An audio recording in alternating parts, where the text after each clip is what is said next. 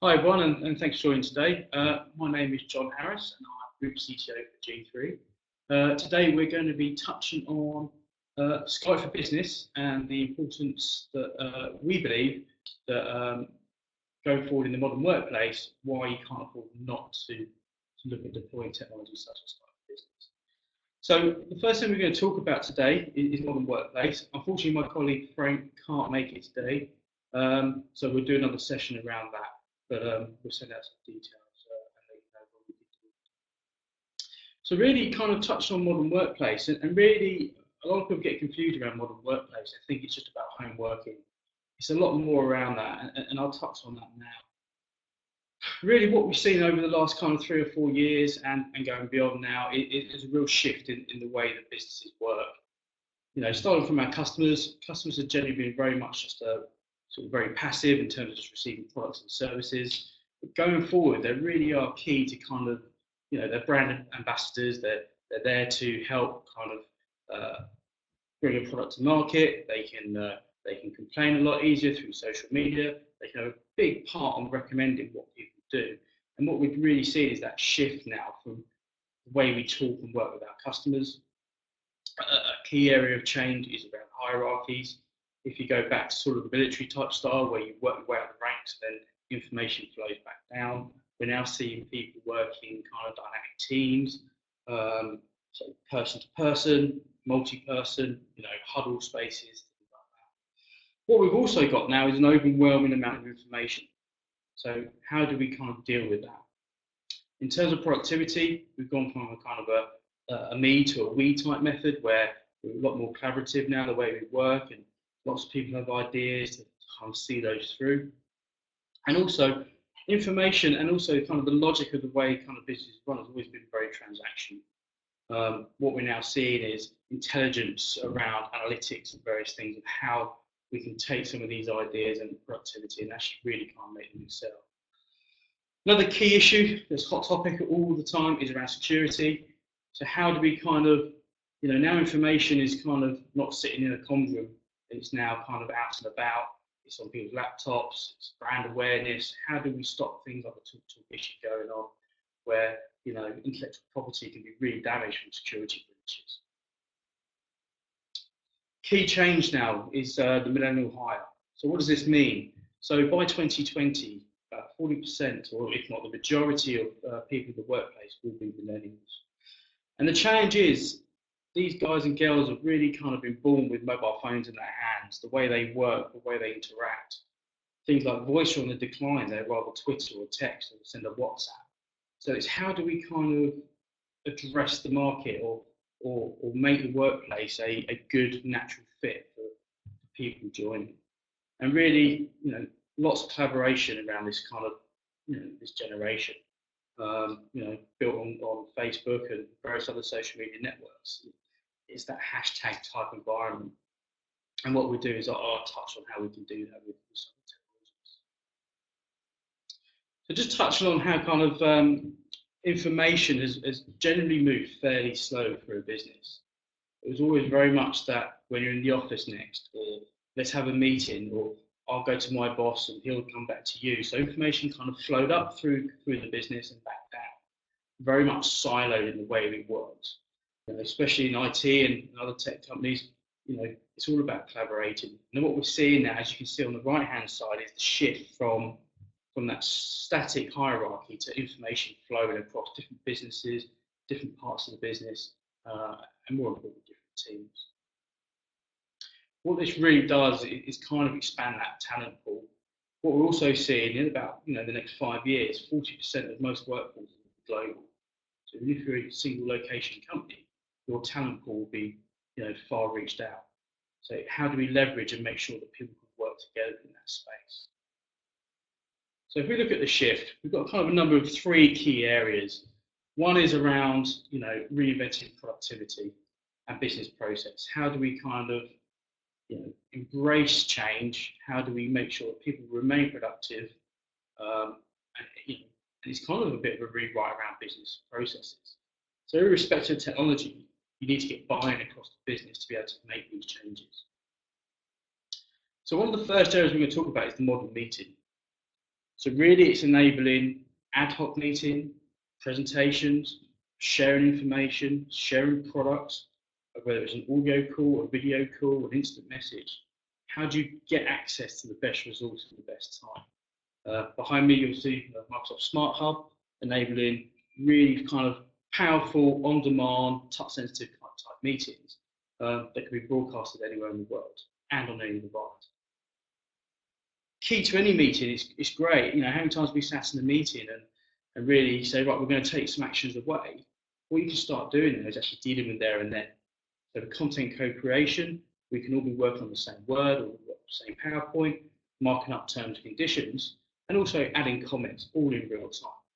Whilst doing that, not only are you there on your device, you can be on a web browser, you can be on the phone, or in a video session at the same time. So really kind of driving that productivity piece, getting stuff done there and then, rather than taking it away as an action later. Human mobility is key. How do we do this out and about, whether it's a home worker working in an airport, on the road, if you're a salesperson stuck on the M25 or the M3 like I was at the weekend? How do you drive through that communication piece? How do you get a common look and feel? It doesn't matter what device I'm on. And what we see around the modern workplace, key to anything around deploying anything new is user buy-in. So how do we make it easy and natural for people to use this technology? Digital storytelling, and what we mean by this is, you know, we all get bombarded with emails, we all get bombarded with documents. Read this, watch this, but what's important? Okay. Also, how do you stop duplication so other people work on the same stuff? So with Delve and other analytics tools, what we could do is start, you know, presenting up what's relevant. So if you often search for things such as Skype for Business, if someone else in your business publishes something about Skype for Business, that will present up. And it will basically learn your behaviour and work out the best way to get all that information that's key to you. Another key area that's kind of really important is, you know, is both personal and organisational insight. So what do I mean by this? So there's lots of information going around. One of the hardest things, I suppose, especially if you've got people that work from home or remotely and they're not necessarily in the office, there's always that uncertainty or that panic that people think they're not working. They're sitting there watching Netflix when really they should be sitting in front of their machine doing emails and work. And Delve is kind of an analytics tool that allows you to really kind of manage how you're working, make sure you're keeping in touch with the right people, make sure you're not falling out of touch with people you probably should do, but also help you control that work balance lifestyle. How many meetings are you multitasking, for example? And then there's kind of the bigger picture around that. So kind of away from that personal insight is more around me as a business, our business, how are we performing? You know, you might have a manufacturing process and you've got stats from that. You might have a contact center where you get stats. You might have sales reports, finance reports, but how do we get all that information in one logical place? And that's where Power BI will come in. And we'll touch on that a little bit later. Key to all of this is security. So the challenge we have is obviously the more information we have, the more easier access we have to it. How do we suddenly kind of protect that? Someone's left their device on the train, as you can see here, or worst case, how do we kind of stop people sending stuff they shouldn't and also receiving? And this is where the power of sort of Microsoft Cloud comes in, because it will learn your business and it will learn what's common and what's not. So when something out of the blue happens, so if someone suddenly rocks up in Cambodia, and they're trying to send a number of emails or trying to access certain documents, so this is out of character, and start escalating and kind of allowing you to get a bit more control. If you look at an office now, and this scenario here, you can see, you know, in the middle, just on the left-hand side, you can see a chap sitting at a desk like a normal office worker, happily working away. But also to the left of the meeting room, we now have a meeting with people presenting with an audience, you know, globally. On the far right, we've got, you know, co-collaboration. We've got two people docked at a desk working together. But also what's really important is how can someone be creative? As you see the chap on the beanbag, he's working away, but he could quite easily be in a conference and or sharing or collaborating on a document. So, kind of cover the human aspect, and what does that really mean in terms of products? So I don't want to talk too much about product. But Microsoft are an industry leader. We have Office 365. They have 90 million users on the platform, which is fairly good. And really, what we kind of see is a number of products that allow you to kind of drive that collaboration and productivity piece. You know, starting with Outlook, everyone knows Mail and Calendar, but how do we kind of then start saying, okay, we've got all these silos of products. So we've got Microsoft Teams, which is a chat-based workspace, which we'll do a dedicated session on. But also we've got content collaboration. We've got places to store all that information. But really, what's key about Skype for Business is it brings it all together. So what it allows us to do is, whilst we're doing our email or our collaboration or working on a document, we can actually have that visual interface. So you can see people's whites of their eyes. You can actually talk and discuss and bring in other information, bring in video streams, have a chat, you know, and also keep all the compliance that we need. So what does it cost and what does it look like? So depending where you are in your Microsoft journey, and it can be quite confusing, what we hopefully we can do at G3 is help you simplify that. Quite simply, there's a number of plans, and they start E1, E3, E5. And what they do is they allow us to bundle together all of the value, so you don't have to go out and buy all the products individually. Starting with E1, it's very much built around Exchange and web-based applications. With E3, which is probably the most common platform, that really drives having kind of the Office Professional set up, but also then starting to drive some of that conferencing functionality through E5 and enabling web audio meetings and also some security piece. So what you can see on a monthly recurring fee of 18 or 30 pounds, you get access to a whole wealth of products and services and the choice to either run them in the cloud or on-premise. One thing that is quite key in Skype for Business is the ability to use conferencing. So not just having to put a headset on and conferencing using your PC, but also dialing in over telephone. It's still the most common way that people join a conference. And as you can see, that's included, you know, as a standalone offer is £3. So it does, you know, the return on investment by migrating just to conferencing Skype for Business alone can help businesses kind of save some money and invest in some of the productivity tools that we've spoken about. Why G3? So G3 have long history. So G3 have got about 30 years experience in the voice world, collaboration and conferencing. And what we can do is help you take that migration journey from both your traditional UC all the way through to the Microsoft journey.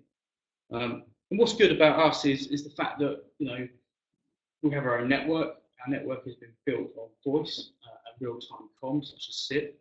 We can provide international dial tone across 31 locations around the world and help you migrate from your on-prem to your Microsoft strategy and or coexist the two together.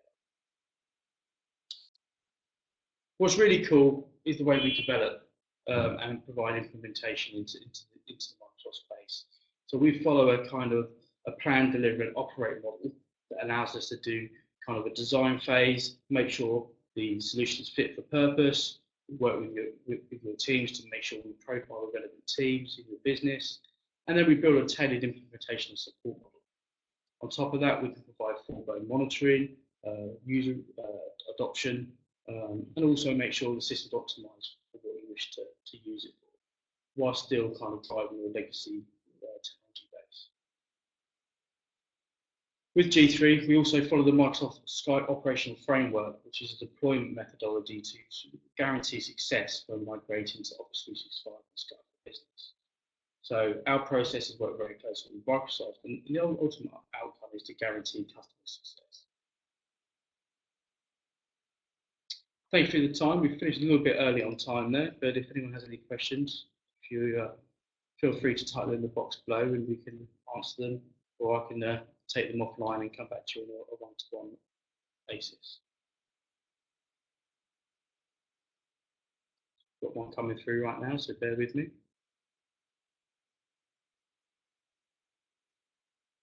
No? Okay, we don't. Okay, if anyone would like any more information, please feel reach out to me. My email address is jonathan.harris@g3comms.com, and we'd love to hear from you. Thank you very much. Oh, sorry, we do have one question. So I've had a question come through is how can an SME afford the time to set up modern workplace? So to answer your question there, so small to medium enterprises can find it a challenge to deploy some of the technologies that you would find in an enterprise customer who generally have a dedicated IT team. So G3, through our 4D offer, we have a number of pre-packaged professional services options that allows us to really make it easy for you to transfer to a Microsoft modern workplace. And we can work with you.